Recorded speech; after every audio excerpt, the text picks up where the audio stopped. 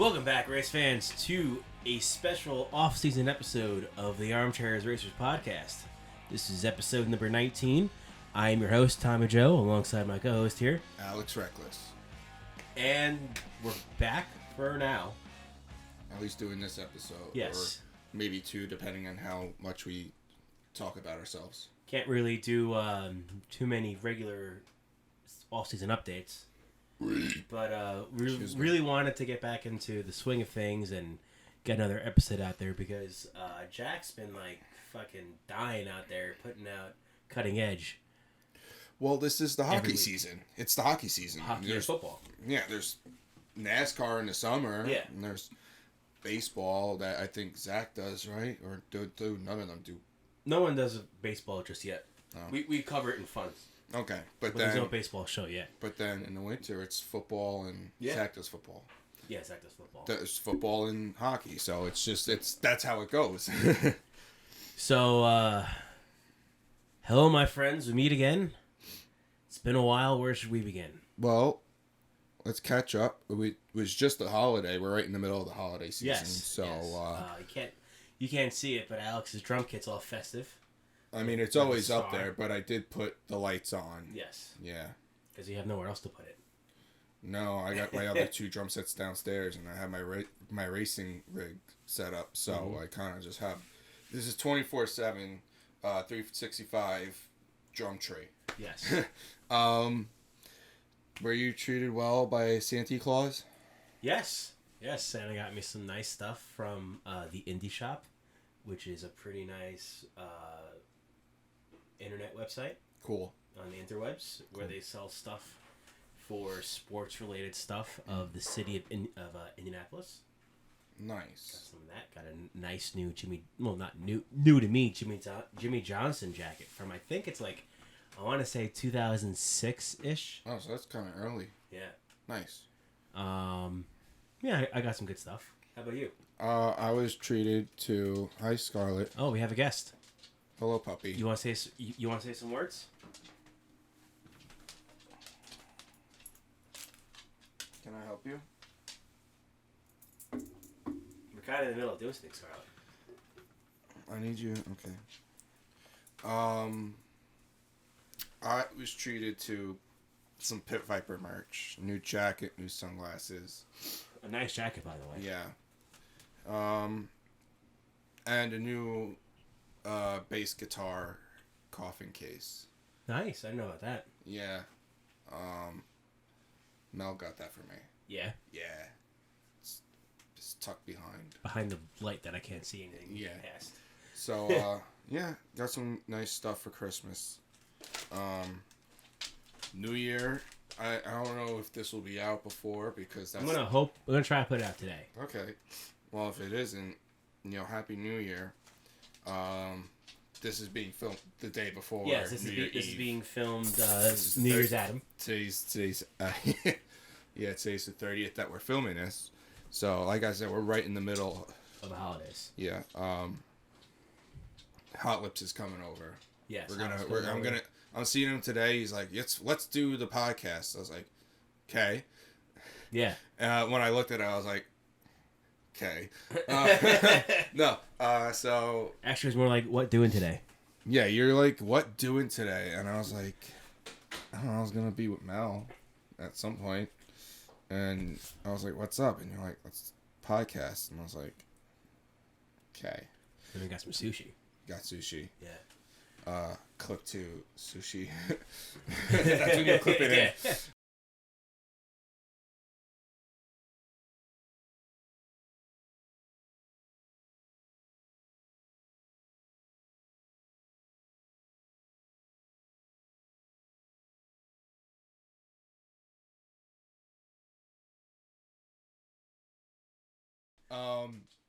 And then, yeah, so Hot Lips is gonna come over tomorrow. I'm gonna host that. Hot Lips and our significant others. Yeah, so I get to see this guy twice. Hey, that's the garbage, Scarlett. We already ate that stuff. You don't want that. So, yeah, it's just doing the thing. You have started a new yes. job. So since the last episode, I'm pretty sure our last episode was right before the the Chicago race, where I said that if the race ends up being a good race, I would literally eat my words with the deep dish pizza. However, trying to find a deep dish pizza, there's not really. There's close, but not that close. It's not as easy to get a deep dish pizza. So you can just pretend that I'm eating my words in a deep dish pizza, because that race was actually a pretty decent race. I'm really surprised we haven't even done episodes after that. No, we haven't done anything about Pocono. I got a new job, and yeah, we went to Pocono. That was a good time. Yeah. Jill was unable to make it. She got sick the day before we left. Yeah, it was just the three of us, me, you, and my dad. Like the first trip. Yeah. Was that just the first trip? Me, you, and my dad. Yeah, that was the first time we did Pocono and Dover. Well, we did Pocono the one day. We in 21 when we went to Pocono. Both went to Pocono and Dover in 21. It was just the three of us. But I'm saying, like, our first camping trip. Yeah, it was just the three of us, yeah. Yeah. Well, the first camping trip with a camper. Yeah. Excuse me. I'm going to be careful. Yeah. But, it was just three of us. This year we're going to... I know I'm going to scale back and go into races a little bit. Yes, me too. I think... The past couple of years doing the third or fourth race a year. Yeah, I think that this year the two of us are just going to focus on Pocono and Dover. Mm-hmm. And I'm probably going to do the 500 again with my dad, just because it works out. Mm-hmm. But I do know we know people that want to try and hop in on Pocono. So yeah, Pocono. I'm hoping to make Pocono a big thing this year. If we could get a good group, that would be fun. Because I'd much rather have one really good weekend than travel all that. Yeah, no, for sure. I went to Bristol. Yeah. Went to Bristol. Jill and I went to Bristol. That was a good race. Yeah, you took the camper from me. Yeah. Right? The week after the Bravada broke down. Yeah, I went on just a camping trip with Mel for like practically a week. Yeah. It was Labor Day weekend. Something like that, yeah. And it made it out there and the truck drove around. It was we went out to Milford, PA. Just on the other side of the border, right on the Delaware Water Gap. A beautiful little town, and we had a great time together. And on my way back, the Bravada decided it didn't want to drive anymore. Yeah. Thankfully, we were just outside where Tom started working. Yeah. And he just got off of work. So yeah, it literally just worked out. Or not, you would have been fucking stuck there. Yeah. We ended up putting the camper on my truck and then just nursing the you Bravada back home. You somehow got it to start up again. Yeah. And drive. Well, it started. No, it started every single time. Yeah. No, like, boom. Boom. It just, anytime touching the accelerator, it just went... It just died after, yeah. But whatever you did, disconnecting like the map sensor or whatever it was able to enough to screw the computer enough to think that it was okay. Yeah, and it's been fine since. I've been driving it every day. Yeah. So, since getting actually fixed. It's not... I could put a new filter in because the tech I brought it to was like, yeah, we haven't been able to recreate, and there's been no... He had like a gauge on it and was like... Probably just bad gas or something. You know what I mean? No idea. Maybe. That was strange though. Yeah. But so we've done some trips at the end of this year. Close the door. Yeah. You keep talking. Well, I was at the end of... I was like, we did some camp... Like, I was talking about the camp. It's not going to close all the way. That's right. It's a piece of shit. Yeah, there you go. What is it worth? Weddings. There was weddings galore this year. I've never been so happy to not be going to a wedding. I already have a wedding in March. Oh, man, that sucks for you. I know. I had 3 weddings this year. I was in 2 of them. Jill was in the other one. I was only in 1 wedding this year. That was the last one that we just did. It was my friend Andrew. But there was a lot of weddings this year. Which also is like, wow, you gotta scale back. Yeah. Like I'm probably gonna like after this year with me like not doing anything, I'm gonna be like, fuck, I gotta go do something. In Right? No, for sure. I'm not gonna be able to hold out too long, and I'm just gonna be like, I'm going out somewhere. I'm booking something and going. Yeah, Jill and I are looking at getting an apartment. I know you're looking. I know Mel wants to as well. You and Mel are looking for something. Mel. Last time I was with them, they were like, excuse me, resolution. Just anytime even by the end of the year, just have our own place. That's Jill and I. Sometime between now and the end of 24, be living somewhere, and hopefully we can have between either my place or your place have somewhat semi-permanent studio, so recording can be a lot easier. When you don't see the process, but when he's like, or when when we were doing it weekly, putting up the podcast, you see this, and you see the flag, and like, this is we're on his bed, yeah. Just two. This is a little. This is a little plastic. This is a little plastic folding table, and like he brings this, I have this, and we just set it up, and then we tear it down, and he goes home and does his little thing. So yeah, it's hopefully we have a more permanent thing where we can just go and sit down and then like, because at least for me it'd be a lot easier, at least to edit, you know what I mean? Yeah, because you could just go right to it. If it's like in your place, like you could just I leave and you just go to edit, woof woof. But yeah, I got a new job. You're looking for a new job. Currently looking for a new job. For not necessarily a new job, just a different location. Different location. Well, I'm applying just to other work, but it's other than what you said, you might be able to get me to your place. Like that's back up there. But I've just been looking at other places just because where the location I'm working in is a pain in the ass for traveling. Yeah, I can. Mel's got a new job. Did I tell you that? Yeah, tell me. Mel got a job. Kind of same thing she was doing, just same thing work. They just were doing. New spot. Different place. Yeah. Yeah. Fuck.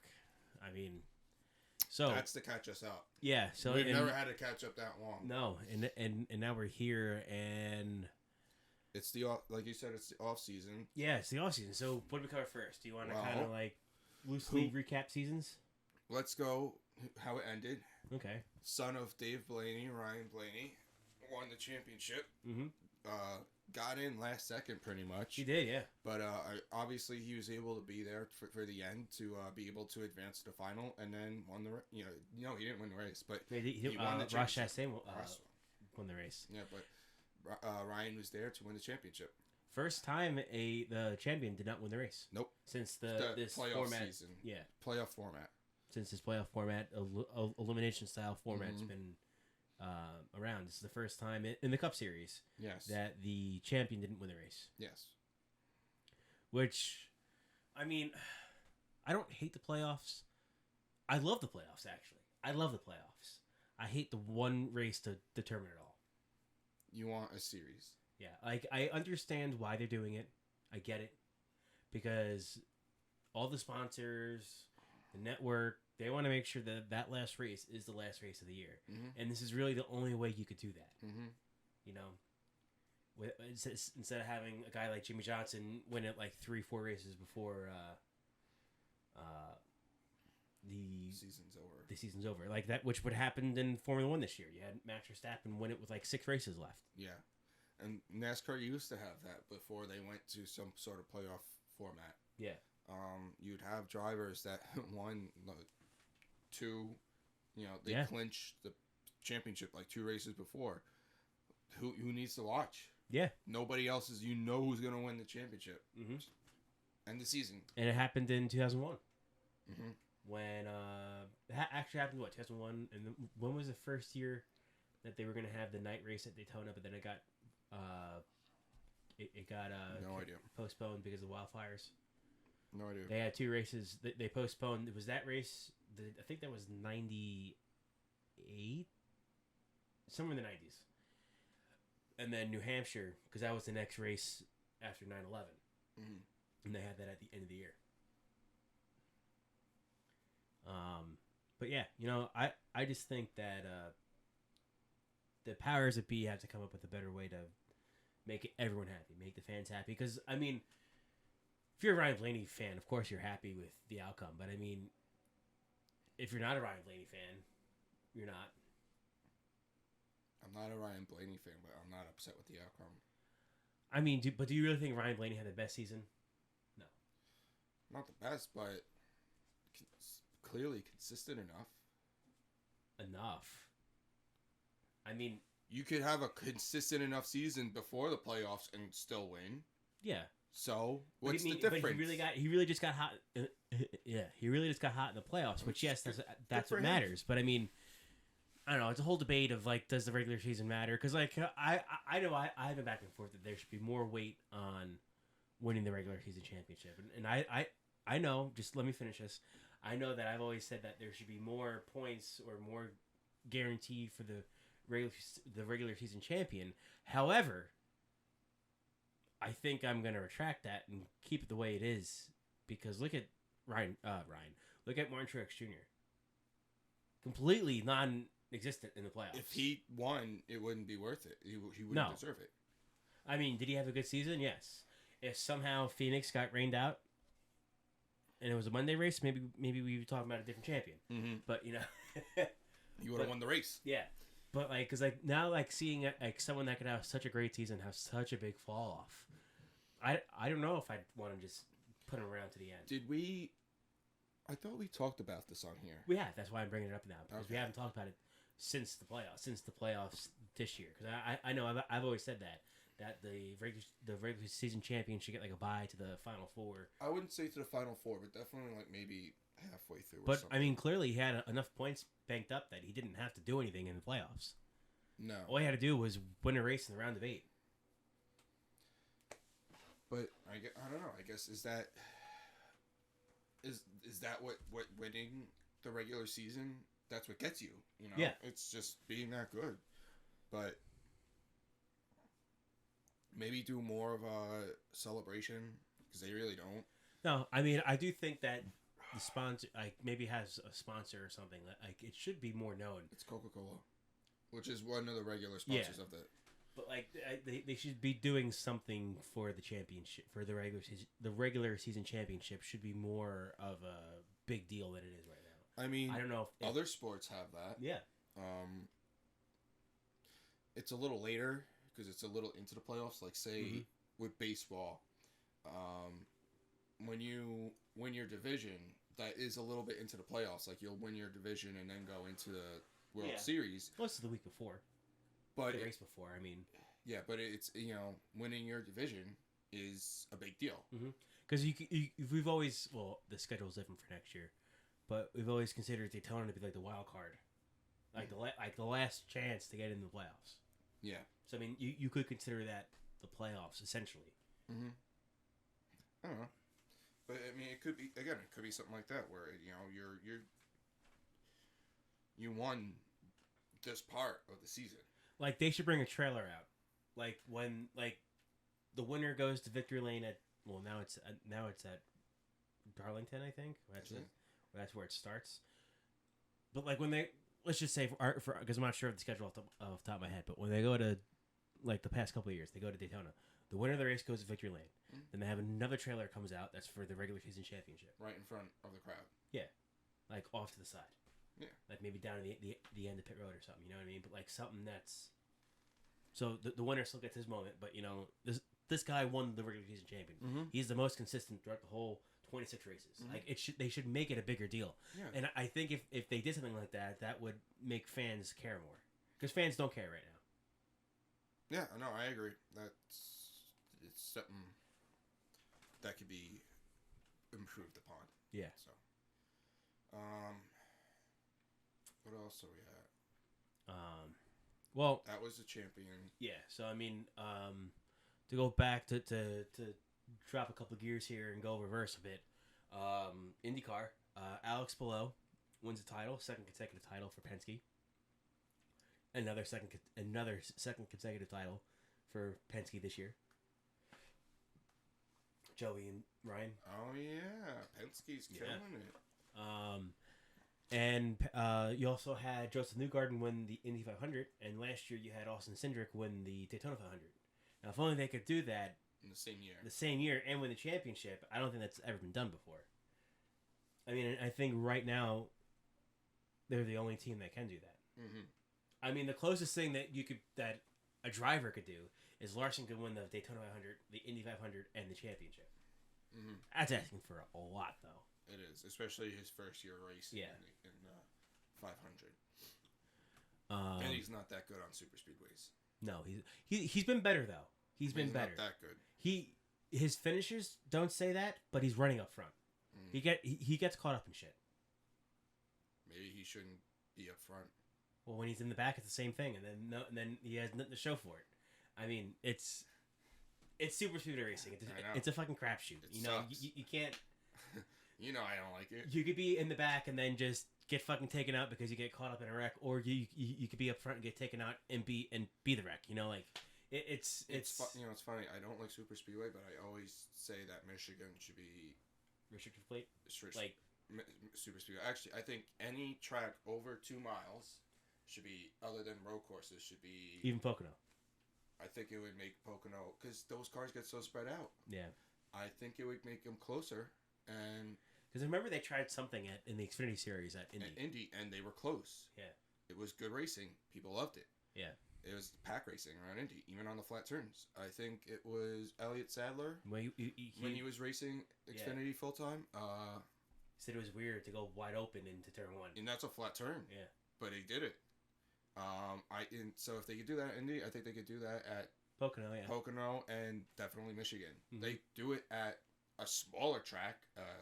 Yeah, but it's more banked. Yeah, but it's if you could do it at a small track, there's no reason I don't see you could do it at a big track. I think if they were to try that with the next gen car at Indy, I think that would be interesting. I think it would work because the cars are high outforce already. Mm-hmm. Well, we don't even know how they work on that. No, they tested. Yeah. Yeah. Breaking news. Well, not breaking, but for us, broken news. Broken. It already broke. NASCAR's going back to Indy Oval next year. Right after they raced the road course there, we saw cars going, counterclockwise in an oval. I think the problem with Indy is the size of it. That's so big. It holds a lot of people. Like, you could take out sellout crowds from Phoenix, Richmond, and like Iowa. 3 sold out crowds. Mm-hmm. Combine them together, put them in Indy, and people are like, wow, there's no one here. No, yeah, it's and Bristol's the same thing. Mm-hmm. Bristol has a lot of seats, and you could have, again, like a half the capacity that would be a sellout crowd at multiple other NASCAR tracks, but because there's so many seats, it looks empty. Mm-hmm. Now, yes, back in the day, it would fill up. It would. Back in the day, also wasn't a fucking Coliseum fucking bowl. Well, even in the 90s, it was like that. I mean, it was like that up until like 2007. Sold out. When did they do the full grandstand? When early 90s. But like it was full. It was full at a point, and so was Indy. Like when I went to Indy back in 2006 for the 400, it was sold out, or damn near sold out. You know what I mean? Again, the biggest crowds I've ever seen at Indy were the last 2 500s I went to, which was the 100th running and last year, which were the 2 biggest crowds at Indy ever. Yeah. So like that place can get fucking packed, but it's the sheer size of it. Like you could have 70,000 people there and it doesn't look full. And that's a lot of people. That's a lot of people. Mm-hmm. But there's a lot more. I feel like there's only so much NASCAR can do. Like there's multiple pieces here to get fans back in seats. And I think NASCAR only has a small portion of it that it can control, which is just the ticket pricing and the actual racing package, like the racing product to draw people to go out there. But it's hotels are expensive, travel's expensive. I mean, and it's not cheap. Companies, when they know that it's coming by, they're like, well, I remember the first year that we were going to Dover. Excuse me. We weren't going to camp.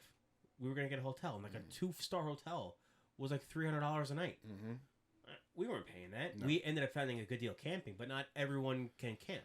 You know what I mean? Like if you're, I think that's why camping has boomed again. Yeah, and because camping is relatively cheaper, especially than a hotel, because usually you don't have to travel. You're there. I mean, it is a better, in my opinion. I can't than hotel. It's cheaper than buying just the ticket. Yeah, And depending on where you're going to yeah. as well. Yeah. Like Pocono, where you're inside the track, you don't need a ticket.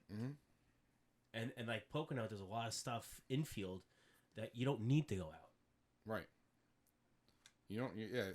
As long as you prepare, you don't have to leave the track. No, we never prepare.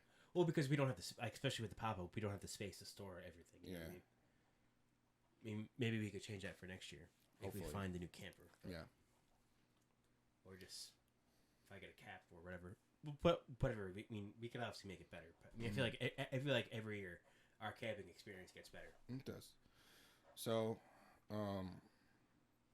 you're on Indy. I see you have an Indy driver. Yes, so I think it was the 2003 Indy 500 champion, Gil DeFerrin, passed away at the age of 58, young. I believe. He was 58, 56. He was racing go-karts with his son. Oh. Then he pulled over. He wasn't feeling well. He ended up having a heart attack. Jeez, that's scary. Yeah, it is scary. I mean, especially like stuff like that, like heart attacks, strokes, aneurysms, just, you know. No sign, like no warning, no sign, just happens. It's scary, man. Trucks have been seem to have been on a huge decline in quality of racing over the past couple of years. With this year's championship race being the cherry on top. I mean, you had Cup Series drivers tweeting like, "When's this gonna end?" Like, no respect in the Truck Series, this and that. I mean, you had drivers just bouncing off each other. You had the Championship 4 drivers getting into each other. That used to be the big thing to watch the trucks, but now it's because there's no respect anymore. It is, you know, there used to be, you know, they're trucks, they're aggressive, hard racing, but now they're really just they like, can't keep off of each other. Not to be a boomer, they're rich kids who didn't have to work for anything in their life and just expect to be given everything. You know, they don't, and no one's in that series long enough anymore to really be like the mayor. You know what I mean? Like, to be the voice of reason in the garage. It just keeps turning out these bad drivers who then go up into the Xfinity Series and then in the Cup Series. Like, this has to stop somewhere. Yeah, it does. Because even like Carson Hocevar, I like Carson Hocevar, but he does a lot of dumb things sometimes. You know? I hope he got better. Like, what was that? At Martinsville, when he took out Ty Gibbs. Like, what are you doing, man? I honestly haven't watched any of the tracks.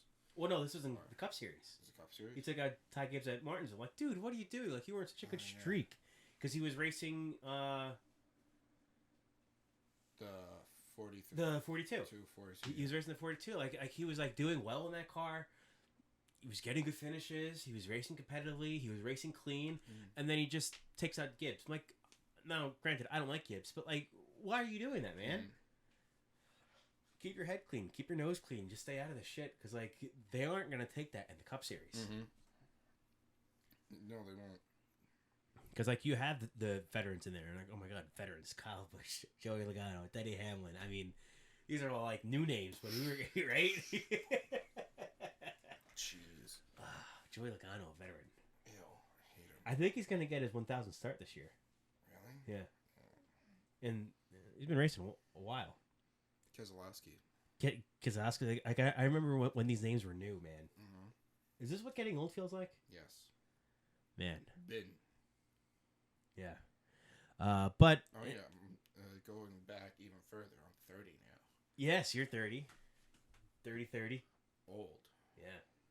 So, yeah, that's what getting old feels like. Is drivers that started as you were watching, while you were watching, they're old now. Yeah, like Kevin Harvick's retiring. Yeah, retired.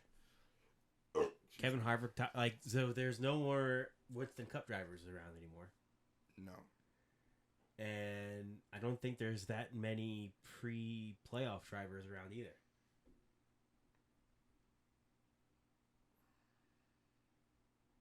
They're out there. Yeah. Like Denny Hamlin, Kyle Busch, Joey Logano. Kurt's also finally officially retired. Yeah, Kurt's officially retired. That was in the notes from the last time I wrote notes. Yeah. But anyway, back to trucks. Ben Rhodes comes away with the title. We got another drunk victory speech from him. Is that what he does? Yeah, he gets drunk and then just rambles at a press conference. Xfinity, not much to really comment about the Xfinity series, except for that I still think it's the best racing we get each weekend when we have the 3 series. The cars just drive better. There seems to be a bit more aggression. I'll be honest, I didn't watch the Xfinity series much this year just because of a lack of interest in drivers. There's no names. From my point of view, but with which I'll touch on later with the silly season, Sammy Smith, who was racing for Joe Gibbs, is now filling in the A car for Junior Motorsports next year, and he seems to be some pretty decent talent. Where's Sam Smith coming from? Joe Gibbs Racing. He's coming from like a part-time Xfinity schedule, I think.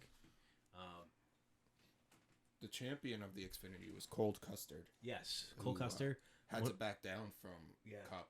Now, this is something that I agree with. I don't think there's a problem with if you're going to be a superstar in the Xfinity Series or no one in the Cup Series, stay in the Xfinity Series. Well, that's what we have. Allmendinger's going back down as well. Yes, Allmendinger's going back down as well. He couldn't cut it out, and Elite Sadler did that. Yeah. Once he wasn't really performing, he never really did. But once he Justin Allgaier. I mean, there's those are the kind of drivers that you need to stay with the series, because then you make a name in that series. You make a name in that series, and then it's also, hey, I beat that guy. Yeah. Or it's like this is like the mayor of the garage, and he's gonna set you straight. Mm-hmm. You know what I mean? Maybe Cold Custard could do that. Maybe. I'll never not say his name. Yeah, it's Cold Custard. Yeah. Cup Series, man, what a season we had. There's also news going back to Xfinity that the car might change. Oh yes, but that's not for the foreseeable future for right now. Yeah. Cup. I mean, what a season we had. I mean, you had Ricky Stenhouse winning at Daytona. You had Travis Pastrana, Jimmy Johnson in the 500, and you had Noah Gragson in the 42 car. For a little bit. Met him at Pocono. Yeah. I met him also at Homestead. That was 2 years ago. That was when he was filling in at the 48. Yeah, we did meet him at Pocono. That's right, I forgot. Showed him a video of me passed out in a kiddie pool celebrating his win. The previous from year. the previous year at Pocono. And then found out he was like 2 campsites over from us. He was like 2. Yeah, I was like, God damn it. It was like in the middle of the night too, which is why he was so tired when we saw him. Yeah, he was exhausted. He was up late liking stuff on Instagram.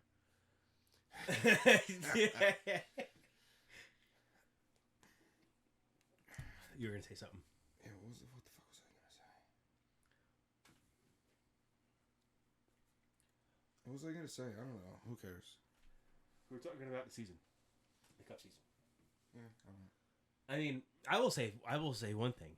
One thing that really wasn't a big issue this year that was, it was a big issue, but not an issue. It was.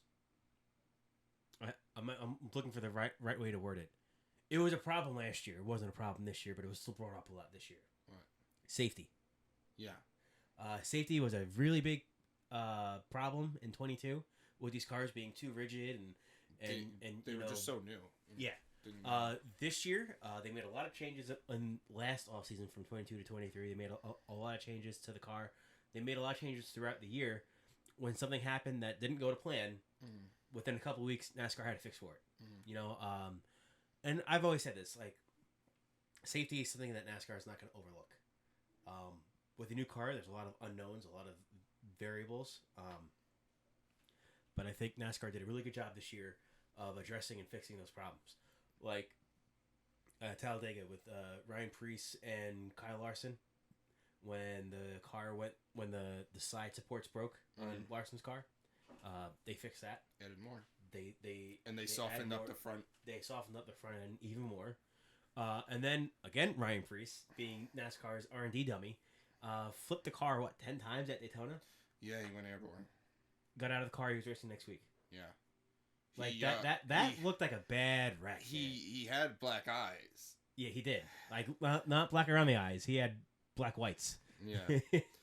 But that was also, while any car could have a blowover, even before this car. Yeah, that's not a default of the next gen car. I mean, we've seen that in the past.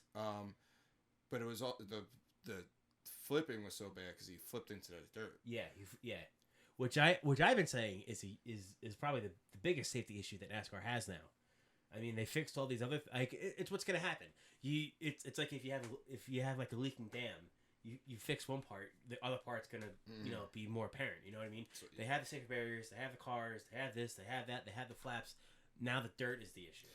It always has been, but now which is why a lot of tracks have gone to just paved. Or like Charlotte, where they have Charlotte's the only one where it's the turf, and it made a big improvement. I think, and it helped with draining too.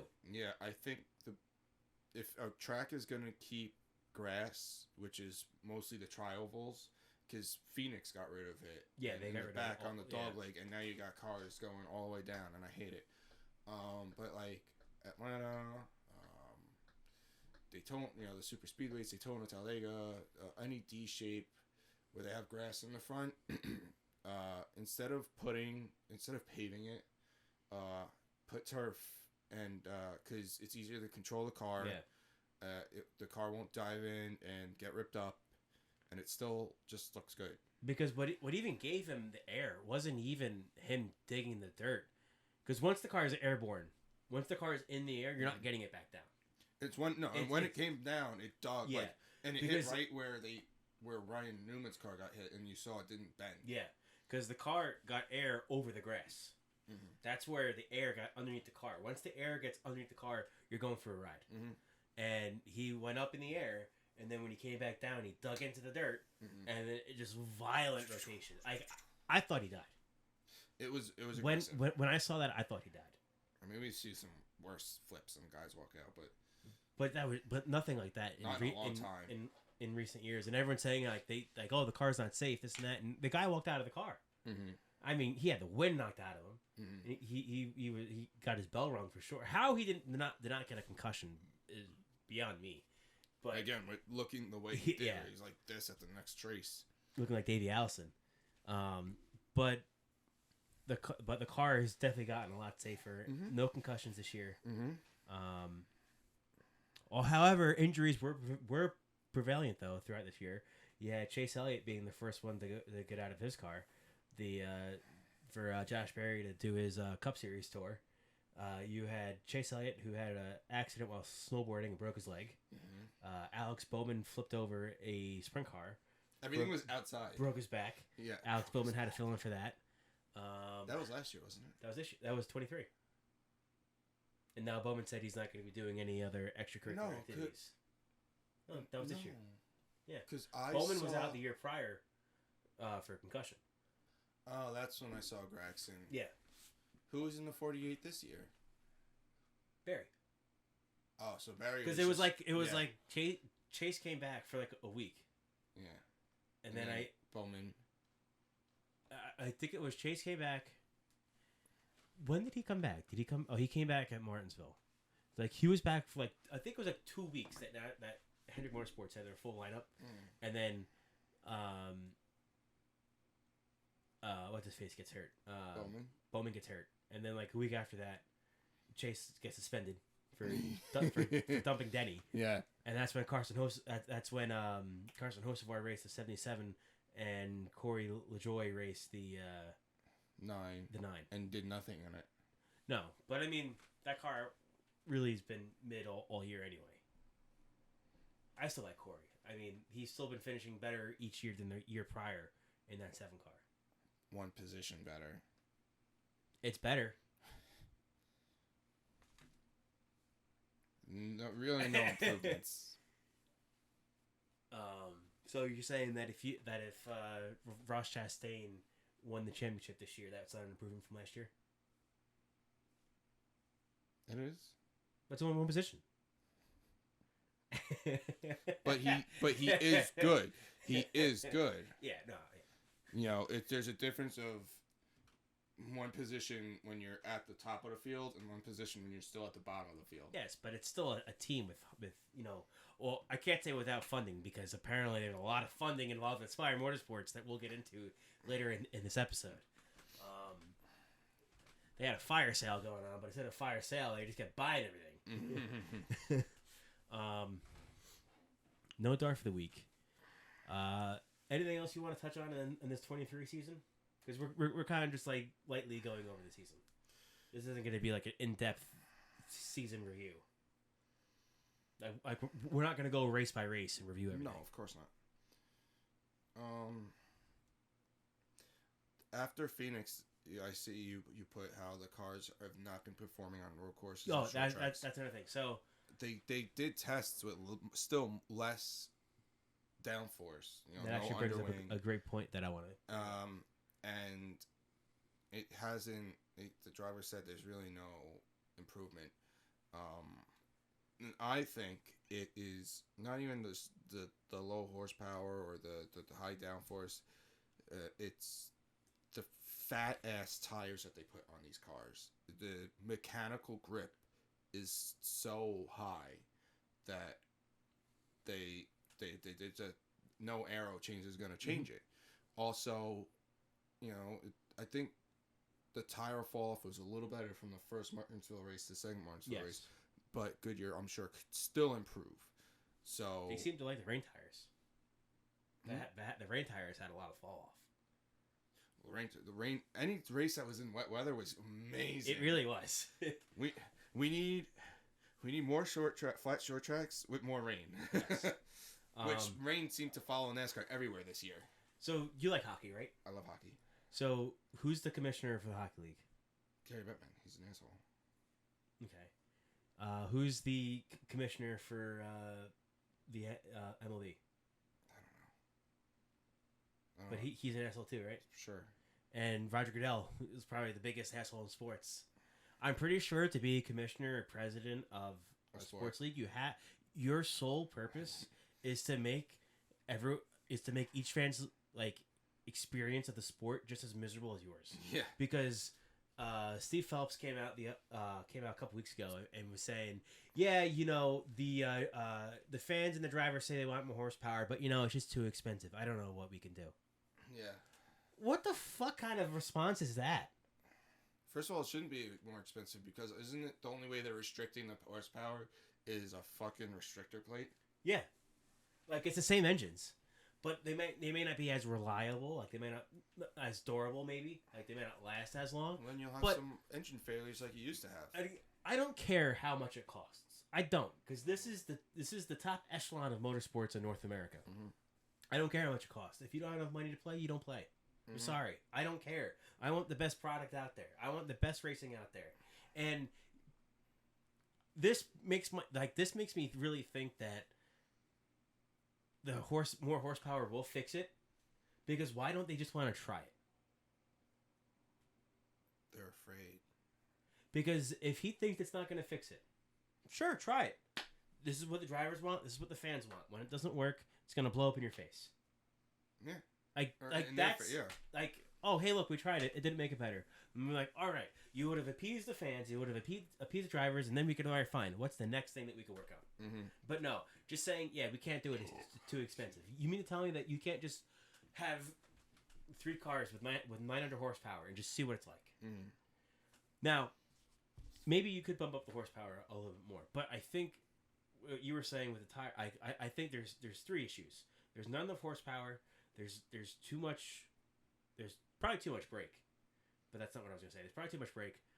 The tires are too big. There's too much grip, and the transmission. The current ratios are too forgiving when you mess up. Mm-hmm. Yeah, you don't have to change all. You don't have to change all 4 of those things. Like you don't have to completely change all 4 of them. Mm-hmm. But I feel like there's not enough power to spin the car out. To be honest. No, there's not. Like you should be able to hit the you should be able to hit the accelerator, and break the tires loose. Mm-hmm. Yeah. I don't know what the numbers are, but I know when we went to the bigger rim, brakes grew, and there have not been any brake failures, or maybe a little bit. I'm pretty sure someone. No, there was a... Ryan Blaney had brake failure, didn't he? Where was it? No, it wasn't Blaney. Someone had a brake failure. There was one major brake failure. Truex? Oh, Bell at Phoenix. Yeah. I was like no. Someone in the playoffs had brake failure. But Well, it used to be a more of a regular and thing. I think it happened at Gateway.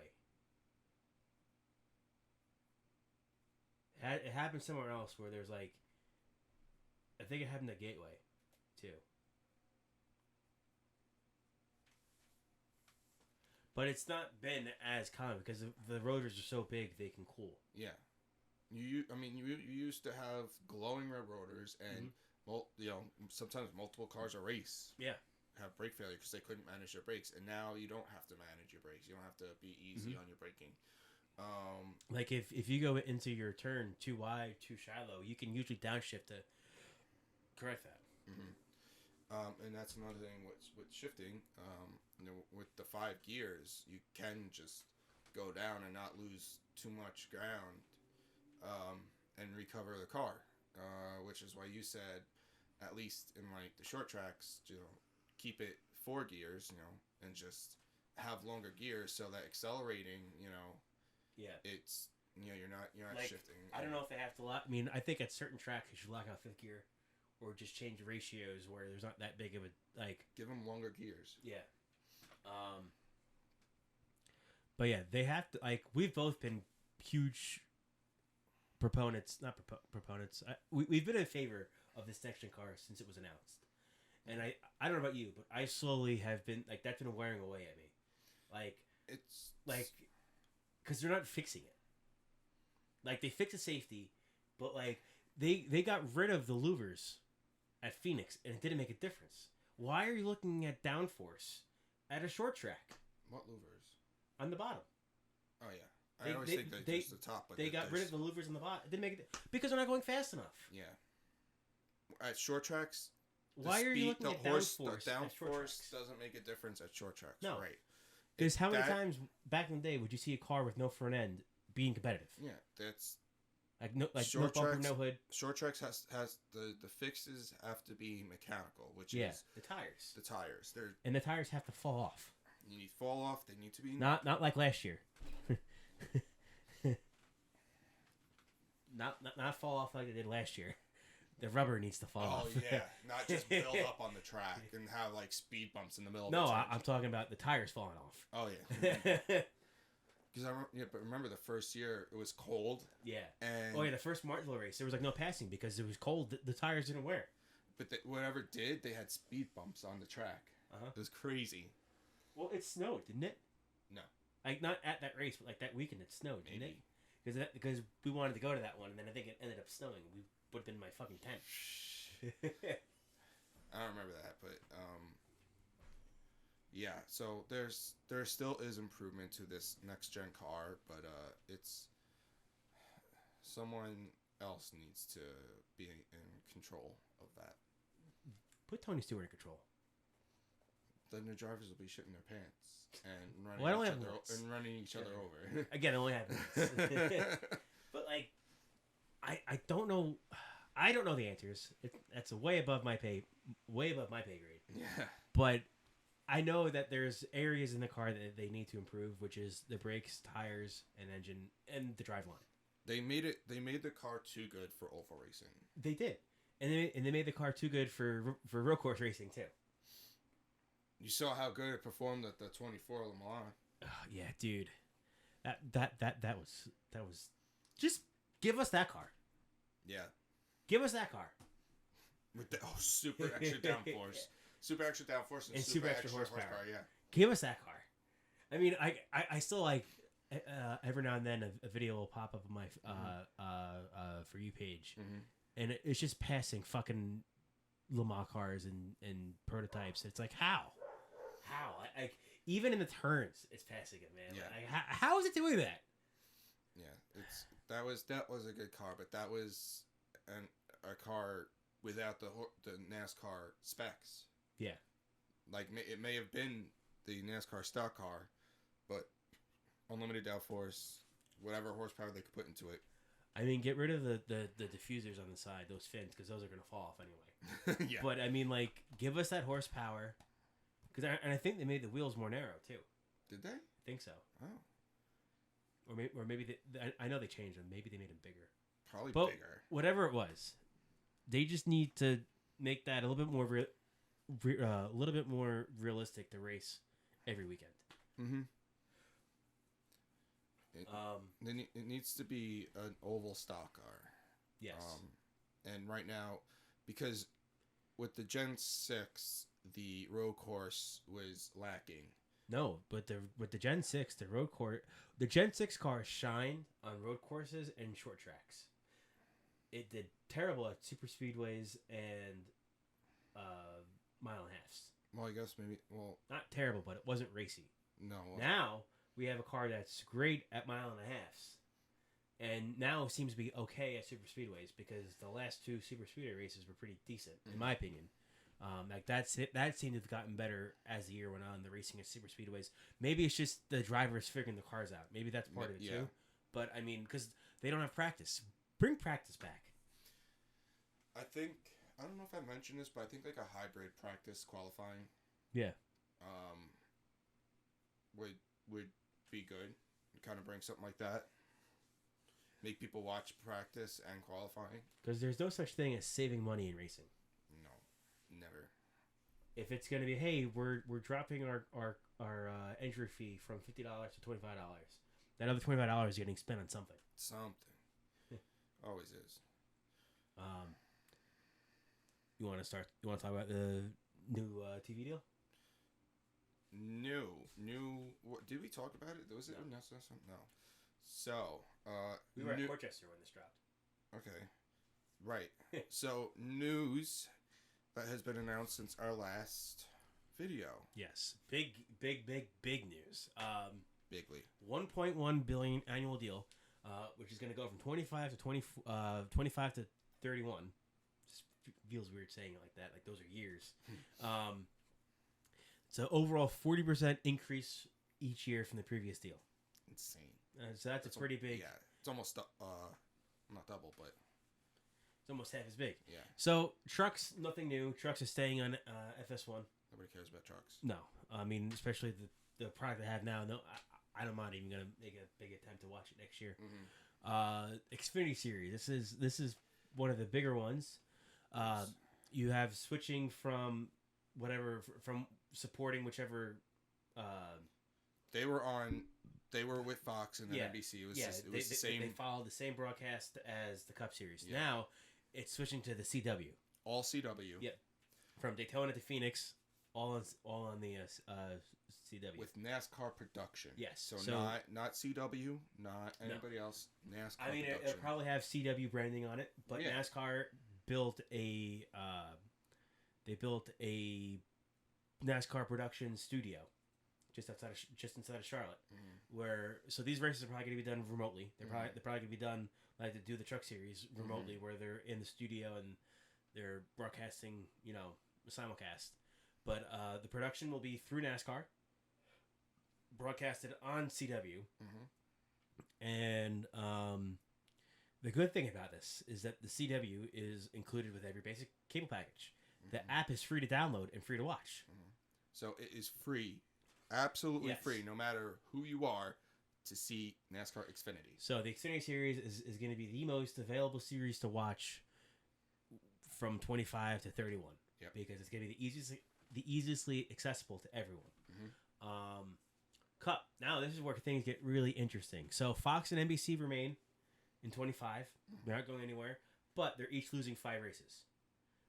The first 5 races, I believe, get lost to Amazon. Amazon Prime. I'm sure you have Amazon Prime, right? Yeah. Did you get the email? About the ads? Yeah. Yeah. Fucking stupid. Anyway, it's probably because of this. Yeah. They have to pay for it now. So the first 5 races will be streamed on Amazon Prime, and then this is going to probably be during the summer. The next 5 races are going to be on TNT again. TNT's coming back. I hope we get another AC/DC song. Well, not another song, but just be using AC/DC. Well, yeah, because they use TNT. They use TNT and Play Ball. I'm excited for this. I really hope. So I'm interested. I like Clint Boyer in the booth. I know some people hate him. I like him. I think Kevin's gonna take a while to warm up to the booth, but I think Kevin will be pretty good. Kevin's in Fox. Right? And then you have Mike Joy. I love Mike Joy. Yeah, he's great. He's getting a little older, but he's still good. He's still good and he's sharp. He might mess up every now and then, but it's not like fucking DW or Rick Allen. Yeah, I can't say Rick Allen, dude. But I hope that this brings out maybe.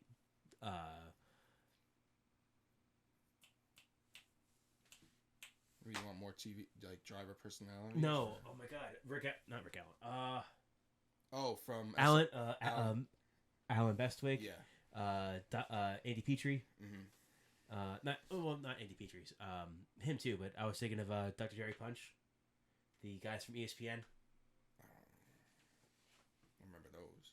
This is not like when back in 2009. I don't remember them. Well, Alan Bestwick is great, and he does the SRX. local broadcast. He does the SRX, and he does the racetrack broadcast for the 500. Oh, yeah. But I think it would be great. There's rumors that Al Michaels from the NFL might be going over to Amazon Prime since he's already there. I doubt that'll happen though.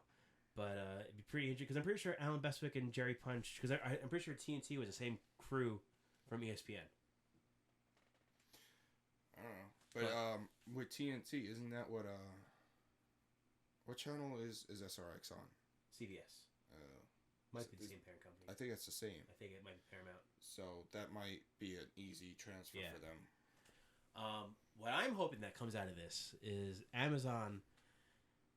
Well, a lot of people recently have been complaining that there's no qualifying or no practice on TV. Amazon, once they pick it up, are covering the rest of the season, right? I think they're covering the whole season. Is it the whole even with Fox? So I think with 25, I think they're going to be showing everything, which I think that's pretty cool. I thought it was something where it was once they join, but if it is the whole season, it might be. I'd have to look into that. But they're going to cover practice and qualifying. Yeah. So if you have Prime, which most people do, you can have it and stream it however you want. I just hope that this leads to, in 2032, to NASCAR having its own streaming service. Which, everybody's been going to. Well, so whether it's Fox, NBC, Amazon that back it, mm-hmm. I hope they get their own streaming service. Mm-hmm. But what I'm really looking forward to here is Amazon likes to do stuff out of the ordinary. They like to do things. I've never watched their... But Amazon as a whole likes to do things differently, right? You can say that? Yeah. Denny's been talking about this mid-season tournament that now happened in the NBA and seemed to have gotten really great ratings, really great numbers, really boosted up, the ratings. Last year, Denny talked about having... he did his little bracket. Yeah, the bracket challenge that Dirty Mo Media had ended up taking up and putting on this stupid website that ended up getting almost 80,000 people to sign up just from the podcast. Yeah. You know what I mean? So... hope and it had really good turnout, really good numbers. I mean, there was no real the fan that picked the right thing, would get these certain things or whatever. But I really hope that a network, maybe Amazon, because this is during the summer, could pick this up and really highlight it. Maybe have a 5 race. Exactly, 5 race brackets. And just that'd be interesting. I think so. I think that'd be great and perfect for Amazon. Mm-hmm. So that's pretty much it for the new TV deal. I mean, I'm pretty excited. I already have Prime. I feel like most people have Prime. I have it.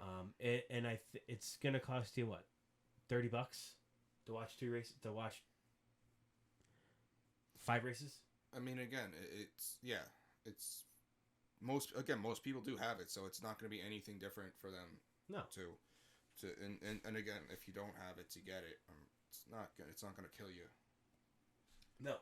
As opposed to if you use cable to get a sports streaming a sports package like that. My only gripe is that I haven't watched it this year, but I watched Thursday Night Football last year, and the stream quality was bad. Every Thursday, my band has been Cult of She has been. Jeez, sorry. Cult of She has been rehearsing almost every Thursday now, and we go to Miller's and they broadcast the Prime game, and pretty good. unless I looked at the corner and saw Prime, I wouldn't think that it was being broadcast for Prime. Really? It looks just like a regular. Okay. Because I think the big complaint was that it was pixelated. Yeah. Yeah, it looks like regular fucking TV. Well, that's good. That's really the only complaint I had personally, because like my previous experiences. No, I wouldn't have thought. They always show the game, and I would not have thought it was Amazon until I looked at it and saw it said Amazon Prime. You could use another beer, right? Sure. Yeah. Let's pull out our trusty redneck and cooler. Looks a little different, right? It does. It's pretty. Doesn't say a bad word on it, right? No, it doesn't. Doesn't say a bad word on it. No. Just says rednecking. Mm-hmm. It's got Velcro patches on it. I like Velcro. I fucking love Velcro, dude. It's got nice, soft, padded straps. You can clip your koozies into here, man. Ooh, that's fancy. Got a nice, thick zipper. Not breaking that. Listen to that.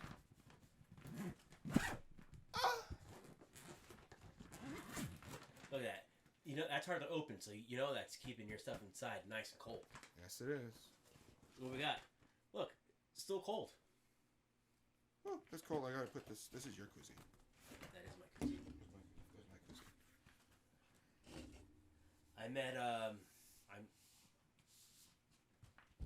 I met rednecking down in Bristol this year, and got one for my girlfriend, got one for me. We love these, man. Very nice. They even got the bottle opener for bottles. You know, I don't really drink bottles, but you know, people that drink bottles having a bottle opener real handy. Oh, see, man, salesman right here. Salesman right here. It's got nice padding on the back. That'll keep you nice and comfortable when you're walking around the tracks. Mm-hmm. And this will fit into every NASCAR track. If you can bring a cooler into a NASCAR track, you can bring this in with you. Look how convenient that is. It's got a pocket right in front to keep your koozies in, or maybe your cigarettes, your vape, whatever you may have. Maybe some hand sanitizer. You know. Yeah, that's a very nice, durable case. That's vinyl on the outside. I forgot how many beers you can fit in here, but you can fit a lot of beers in here. And it keeps it nice and cold. I know that when I had this at Bristol, I did not keep any ice in it, and it kept my drinks cold the entire time. Redneck and coolers. Rednecking. Where are they based out of? They're based out of Canada, actually. So right now they have the USA one, which is this one, and Jill has the Canadian one. Which I know they're coming out with new flavors. New designs soon. Very nice. And new koozies. They have hats, they have shirts, they have Velcro. Redneckin'. It's a great brand. You know, it's a great guy. Met him down in Bristol, like I said, and for those of you who don't know, I don't have my shitty anymore, so... Insert redneck in here. The handle. This is... You just gotta put it in there. I'm gonna be like this. All right. So, this is probably one of the biggest silly seasons we've had in a while. In a long time. I mean, I remember being a kid having some pretty big silly seasons, like when Junior went to Hendrick Motorsports. Mm-hmm. I think this is bigger than those. There's various crew chief changes. Like, I know that Chase Elliott and Ryan Blaney swapped spotters.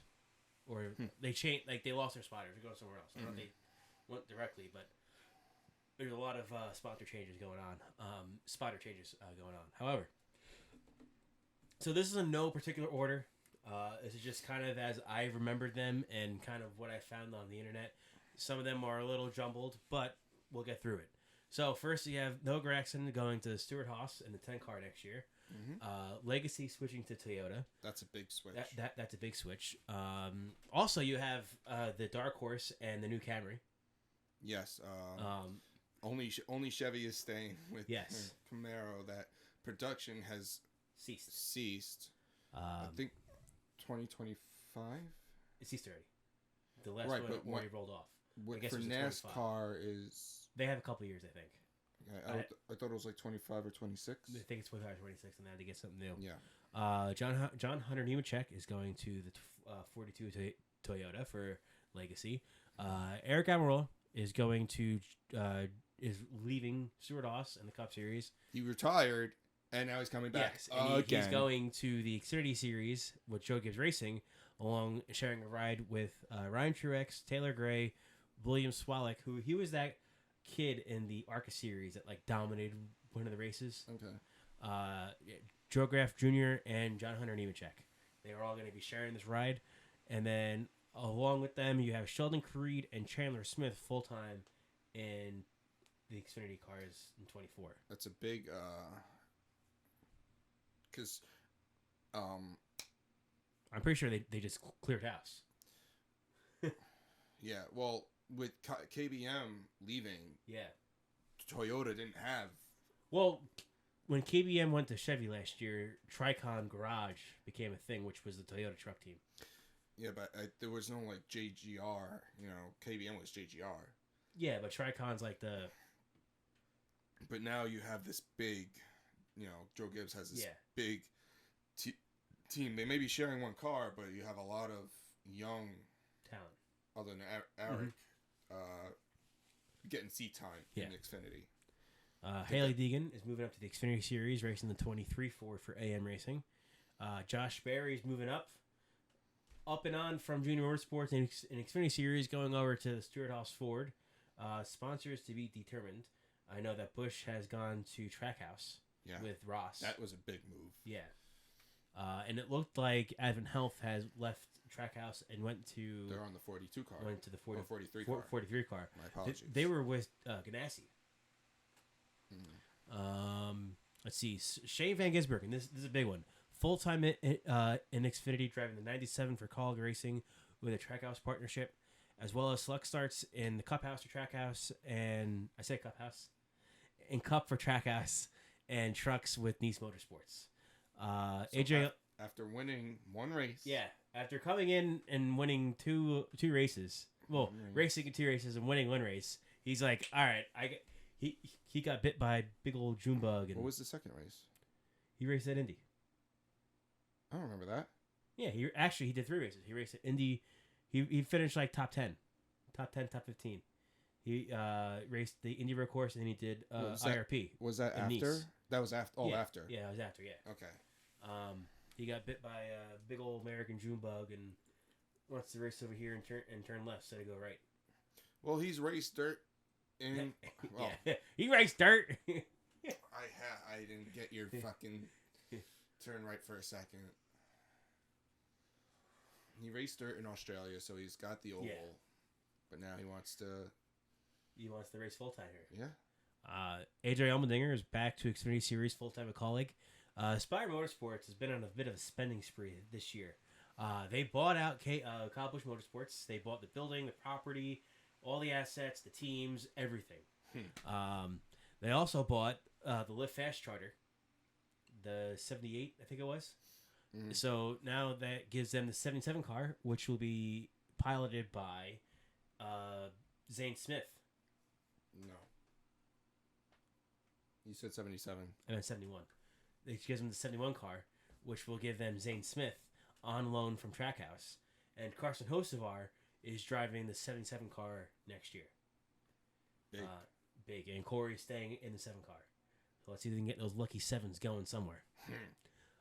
Josh Williams is going to Colleague in Xfinity. As Sheldon Creed is leaving RCR and going to Joe Gibbs, Jesse Love is replacing him, and Austin Hill remains with RCR. Sammy Smith is coming over from Joe Gibbs Racing and going to Junior Motorsports. Justin Haley is in big news, leaving Colleague Racing and going to Rick Ware Racing, where Rick Ware Racing is now announcing a partnership with RFK. Yes. And so I think that's going to be Brad's replacement. Probably. Because I think if Brad doesn't see more success driving the car, I think he's going to want to be an owner younger. Okay. Daniel Hemrick to call it Cup, which I think is a terrible call. I hate Daniel Hemrick. I think he's a really bad driver. He's been given way too many chances, and he is the epitome of why the playoff format sucks in its current state. Because he only has one win. Do you know what win that is? No. The 2022 championship Phoenix race. There's only one. That's funny. Which is his also title too. That's funny. Yeah. Austin Cindric or Noah Gragson definitely should have won last year. So I guess that kind of just powered through most of that right there. There you go. That was a lot harder to type than it was to say. But that was a lot. That was a lot. A lot of seats being swapped, filled, all across the three. Or you didn't really touch on trucks. But, no, I didn't really touch on trucks. But just across Xfinity and Cup, you have a lot of people switching coming up and going down. Mm-hmm. So for next year, primarily just Cup. What do you think we're gonna see? Because before you go on that, I will say with Sammy Smith going to Junior Motorsports and Shane Van Gisbergen coming up to Xfinity, I definitely gonna want to watch Xfinity. Yeah. I think Xfinity is still going to be the best race on the weekend, and I think there's a lot of talent in there that can really shake things up.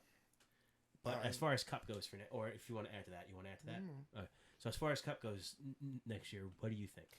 I think Toyota is going to look weak, having a new body style.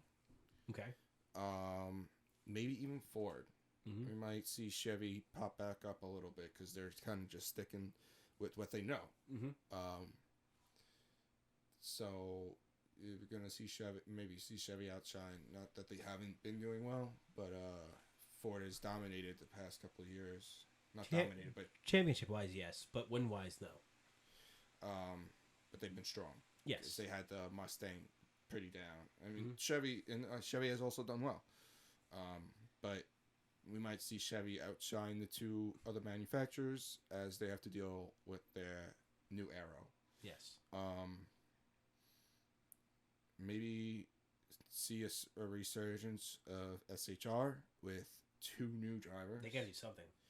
I mean, Noah didn't show too much promise in the 42, but maybe in a new car that should be better than the 42. I think with Noah, Legacy, once the news got out that they were going to Toyota, Chevy completely cut them off.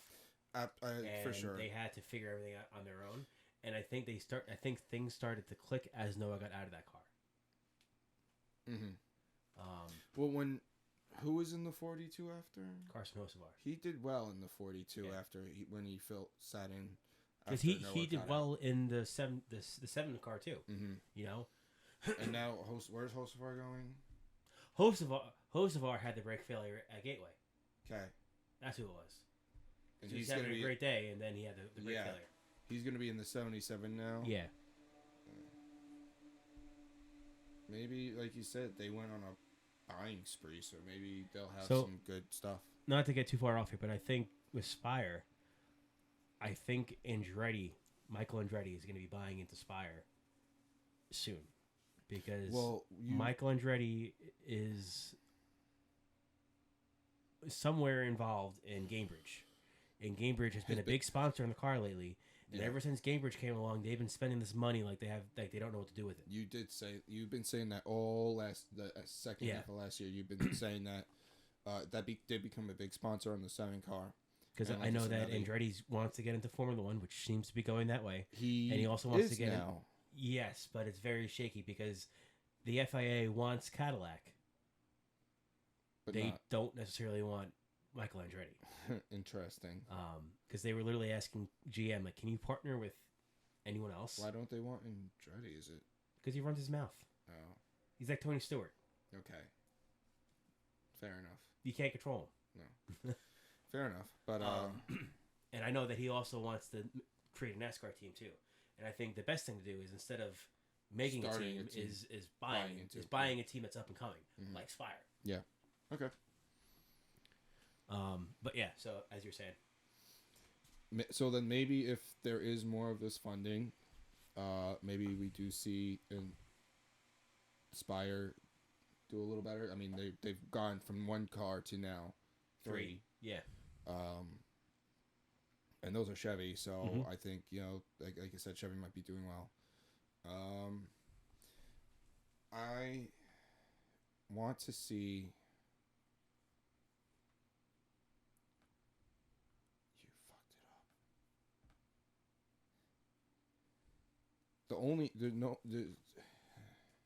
I got messed up now. Yeah, I think SHR might show some improvement because you only had Harvick and now you got 2 young drivers, and maybe Legacy starts to do a little better, but I think overall Chevy's gonna be a big show. So that's what I think. What about you? I think personally I think Chevy is gonna. Daytona and Atlanta are probably gonna be a free for all. Are they back to back? They are. Fucking. See? That's stupid. That's dumb. So I think Daytona and Atlanta are going to be a free for all. I don't think we're really going to know until we get to Vegas what these cars are going to be like. So I don't want to say that Chevy's going to win these two because I really think that Toyota's is probably going to do well. It's a very sleek design. I really think it's going to do well in the draft. So I don't want to say that Chevy's going to come off swinging right out of the gate. However, once we get to Vegas and we get to Phoenix, I think that's when Chevy's going to have notes to go back on from last year, where Ford and Toyota don't. Yes. Granted, there's probably going to be little changes from this year to last year. Well, from this year to next year, I think there's going to be some minor changes. But I think overall that Chevy teams can look at their notes from last year. And that's why I think they're going to really shine this year. Where like Ford might be able to, but those cars are so different than what they were. They this have year. These fucking fender flares. Like I haven't seen that on NASCAR until since like when you actually had the cars in the 70s that were from the street. Yeah. But I think that Ford, I think that Ford is going to be really great at like mile and a halves. Okay. And I think Toyota might be pretty good at super speedways. Ford looks like it's going to have a lot of side force with those cars. So I'm saying like the mile and a half, maybe even the super speedways. But I think the sleekness of the Toyota is going to perform better. Yeah. But Chevy's who knows? Just going to have. We could be wrong, and these two cars could be piles of shit. And I mean, it's not so much that the car is changing, obviously. No, but like the body, the body could be like big thing. They're big changes, and they could be changes in the wrong direction. I remember when Chevy went to the Camaro, they struggled. Oh, they struggled, yeah. And it wasn't until they blew up the nose and rounded it out did they do well. And because like you couldn't push at super speedways with a Chevy. No, but even it's just arrow wise, like the way it was so bad. Mm-hmm. They took notes from Ford when Ford went to the Mustang after the Fusion and didn't have much problem. Yeah, because they didn't change. It was a modified Fusion. It was a blown up, bubbly looking Mustang because it was just round. They didn't. It really didn't look like the street car. Yeah, and they kept probably, like you said, close to the Fusion where they were really good. The Fusion was round. Because they went from the SS, which I think looked like a really good race car. I missed the SS. Like, the SS looks like when I see an SS... The Holden Commodore was such a good car. Like, not to sound like a Darth. That, like, when I think of a NASCAR, I think of the SS. Because it looks like the Monte Carlo. Mm-hmm. You know what I mean?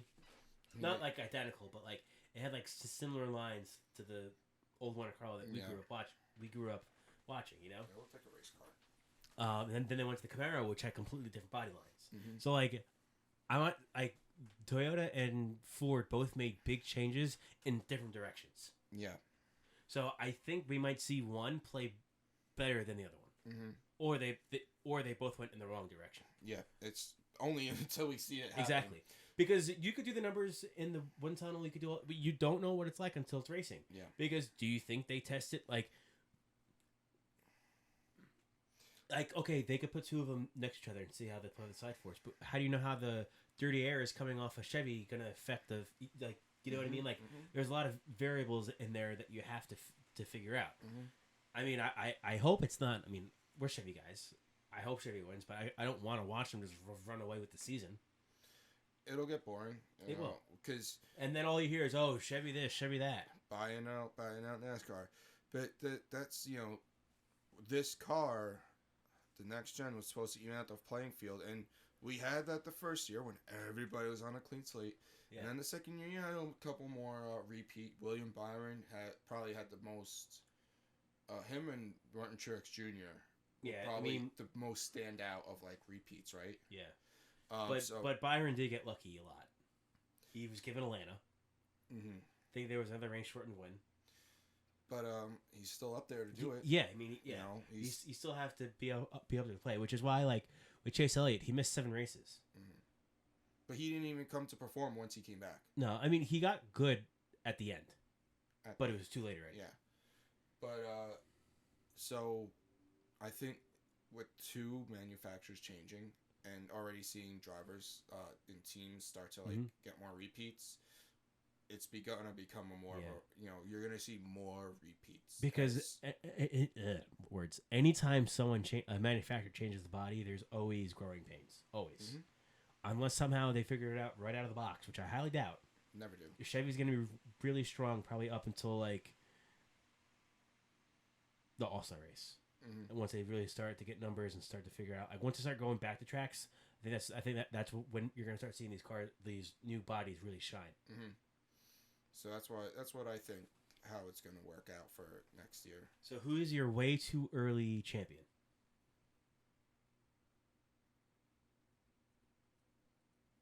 Byron's due for one.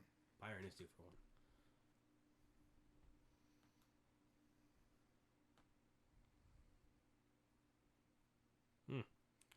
No. So, of these drivers that made the playoffs, Bubba, definitely. No. Of these drivers that made the playoffs, so we know that it's Blaney and Larson up top.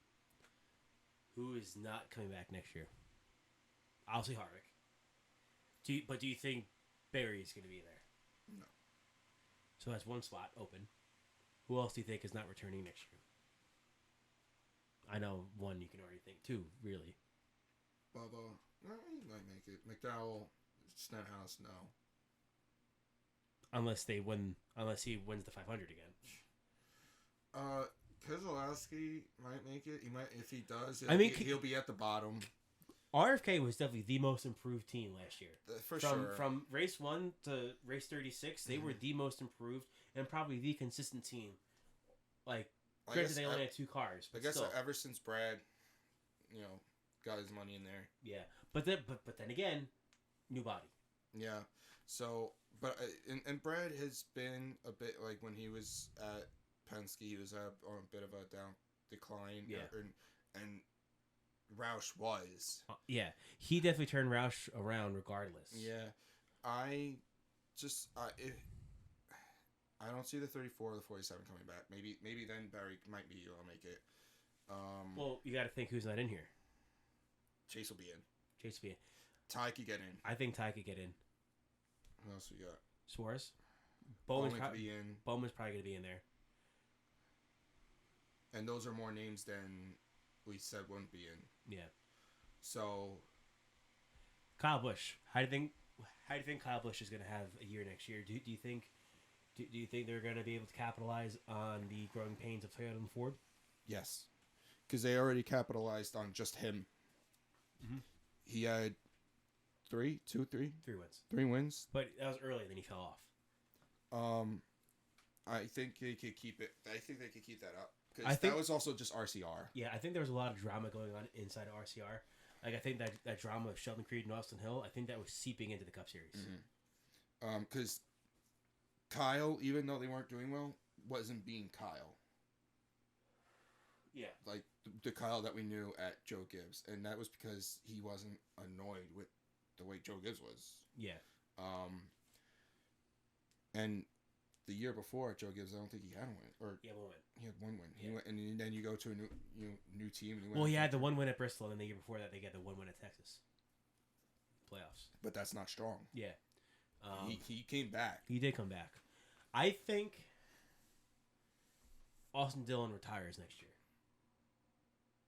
Retires? Or he announces his retirement. You think so? How long has he been racing now? Let's see. I mean, look how fucking far down he is. I know. He's never been good. But he's young.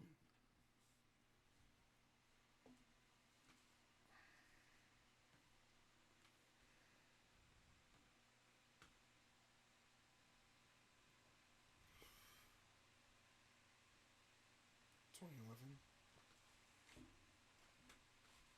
So, like, was it 12? Doesn't show starts. I don't know if he did a full season in 2011.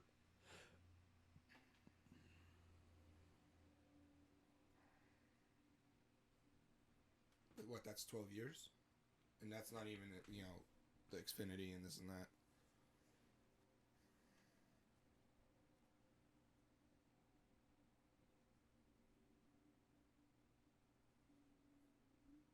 How could he be 54th? It would have to be...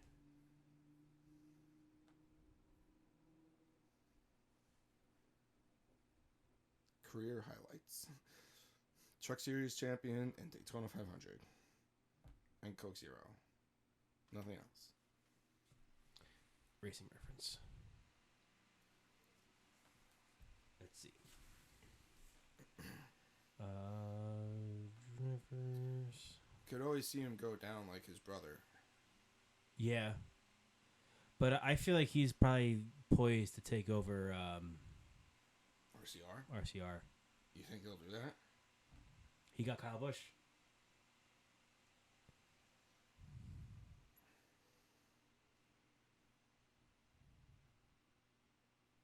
$2014. Full time? Full time, yeah. It's less than 10 years. Almost. Next year will be 10 years. It's not a lot. You know how it started then? Who? Kyle Larson. I mean, granted, I feel like Kyle Larson's a freak of nature, but I mean, you know, when you look at those stats, Yeah. 4 wins, Kyle has 3 in 1 year. Yeah. I mean, Kyle Busch. Yeah.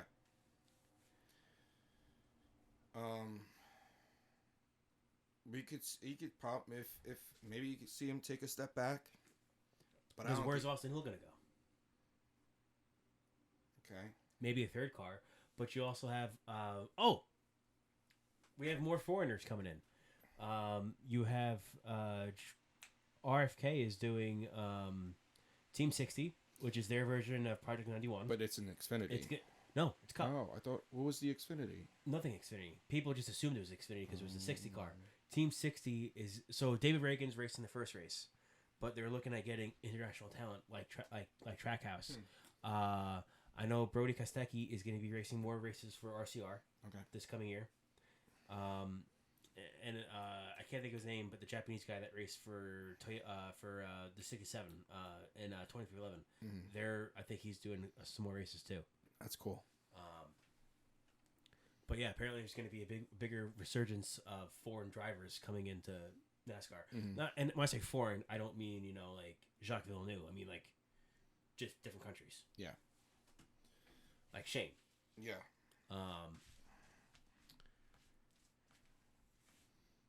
But yeah. And then if we could look at the schedule. I can't believe they're doing Daytona in Atlanta. Yeah, so it's like February is just super speedway racing, other than the Coliseum. Yeah, there's the smallest track and one of the biggest tracks. Yeah, you got Vegas, Phoenix, Bristol, Coda, Richmond. Other than Richmond, that's your West Coast swing. They fucked. I'm so mad they did this. What? Remember that one year where it was literally like, it was like Bristol, Martinsville, Richmond, Talladega, and Dover. That's random. That's wild. That's all East Coast. Yeah, like I want to do that, but we didn't. We're gonna have to get our tickets soon for Dover. Yeah.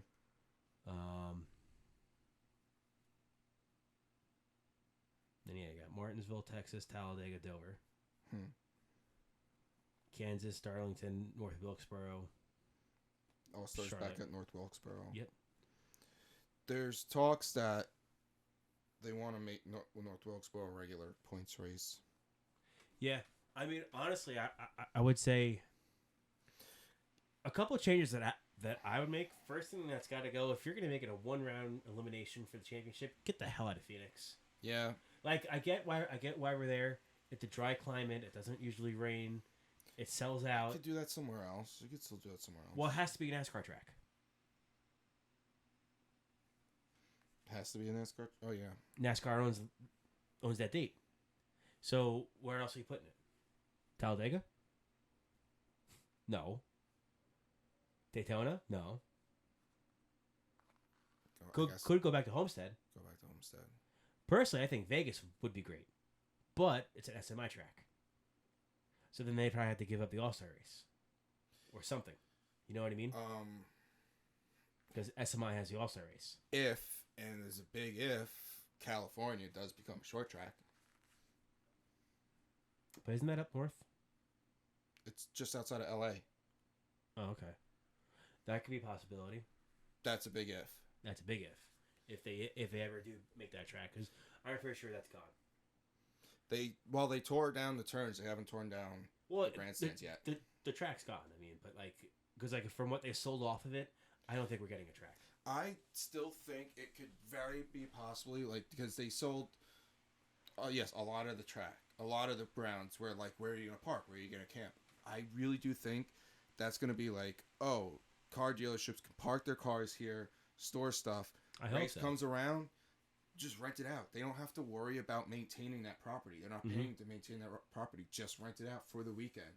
That's a big, money thing. I mean, could they have kept the property and then rented it out that way and make money? Sure, but they don't have to maintain it and then just rent it out, and then they only have to maintain the property of the track. I really wish that there was talks that Sonoma was going to be in that West Coast swing, and I really wish it would have happened. Yeah. To have a green Sonoma. Man. Indianapolis is going to have to be a good race. Is that the last race? Before the break, yeah, before the Olympic break. Oh, yeah. So you don't want to be... You don't want that to be a bad race because everyone's going to talk about how bad it was. Because it's all they're going to have to talk about for 2 weeks. Mm-hmm.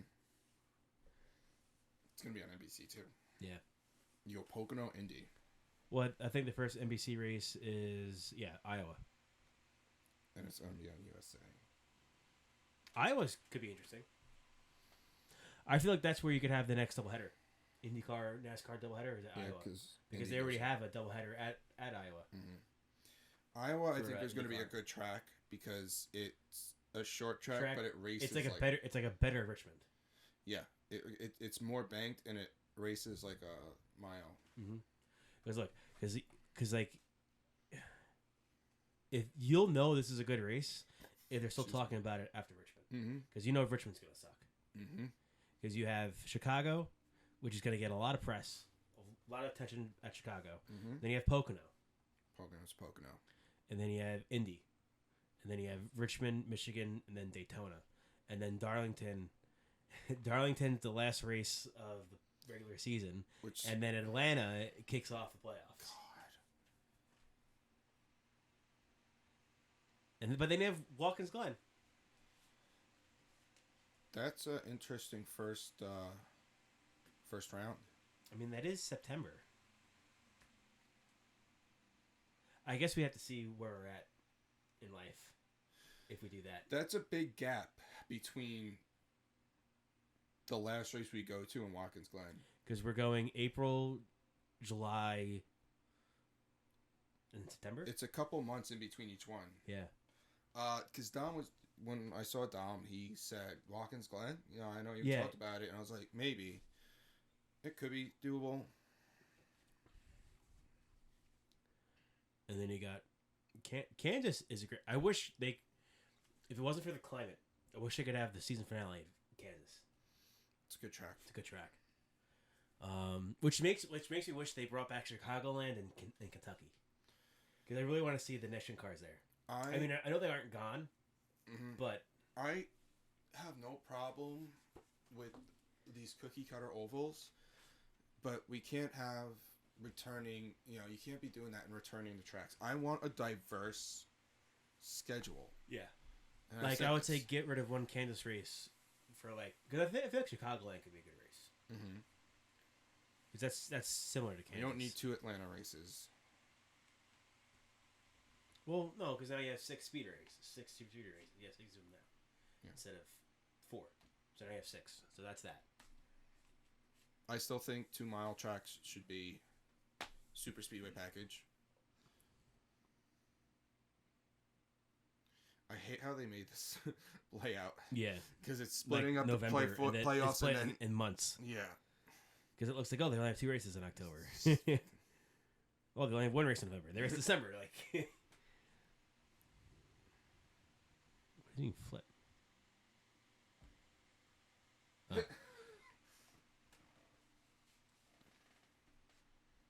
What does it give you for Iowa?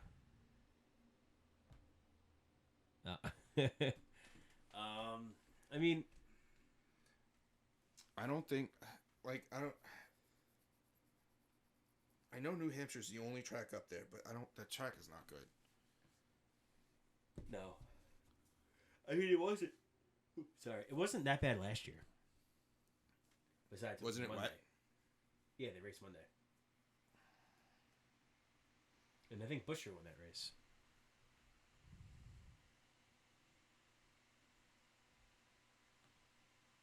No, nope. Truex. It's Monday. Come on.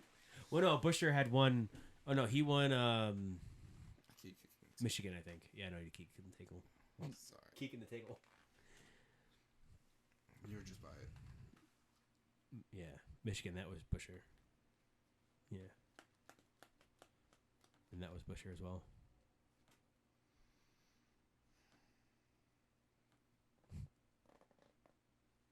Did you rip ass? No. Oh. Boo. I do like what they did inside. Yes. Pocono. Yeah. A lot of people hated that they moved the start finish line, but At Pocono? not line, the winner's circle. Yeah. No, I like where it is. Because with the boom of camping, that like you always had to get like a pass or you just couldn't see it. Yeah. And now it's just right there for all of the fans. Like, it's the coolest shit ever. I liked it. Yeah. I hope they fix the autograph alley a little more. Oh, yeah, because that was abysmal. So, like, they gated it off in all the drivers. Like, there's a lot of space. That's a lot more space. But they made it, like, smaller at the same time. The drivers, they didn't have the drivers stop. No. While some did.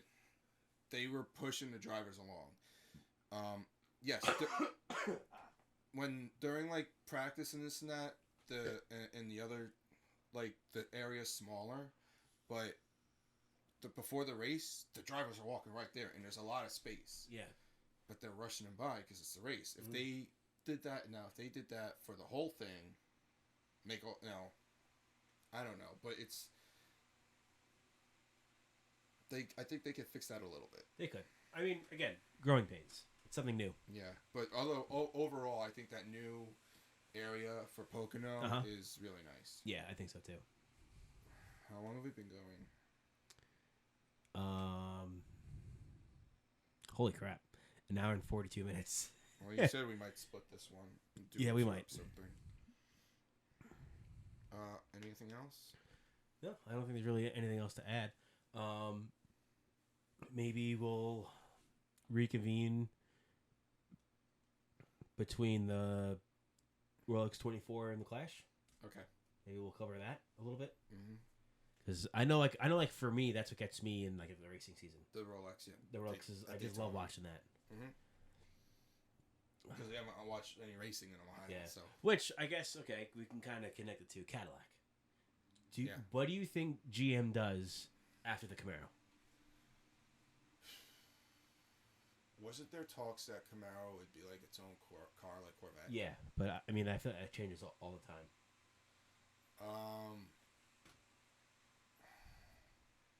do they bring back a compact car?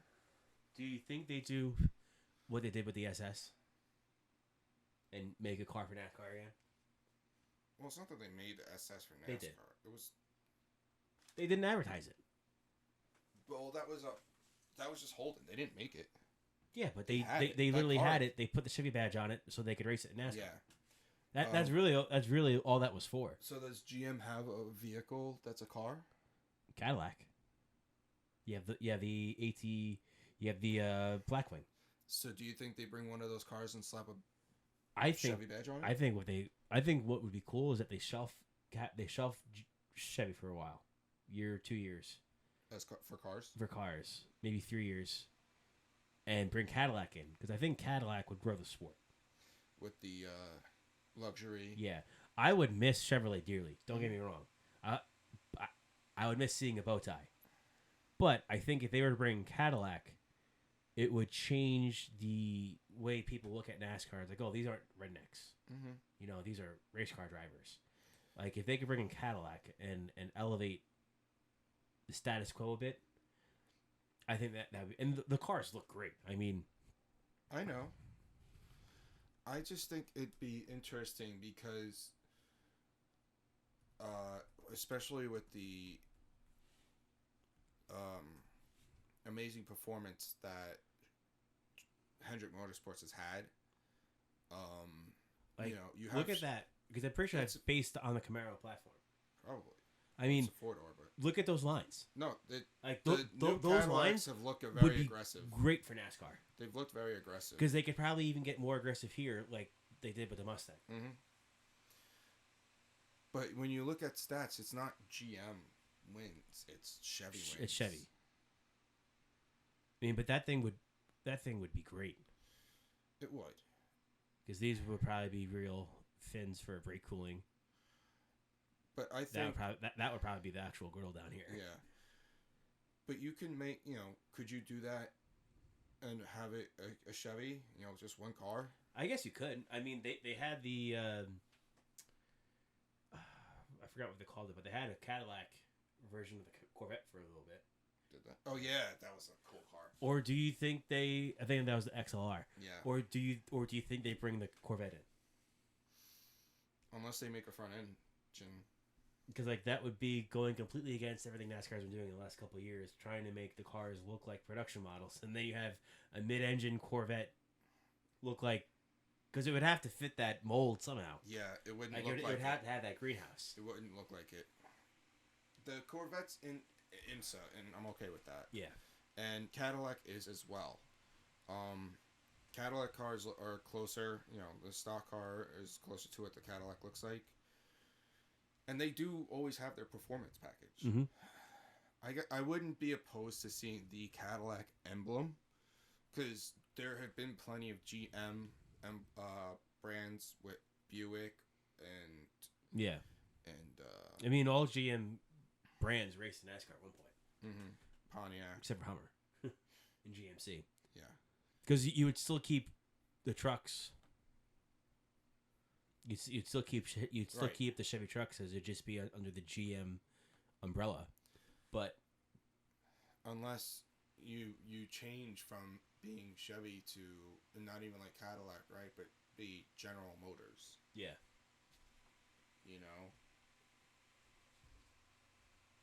Is it general, like a General Motors team? And then there's also the Xfinity series, which I guess we could touch on now too. It seems like they might be going over to a crossover series. There's that one body that we saw. Yeah, that was leaked. It had a wing. Yeah.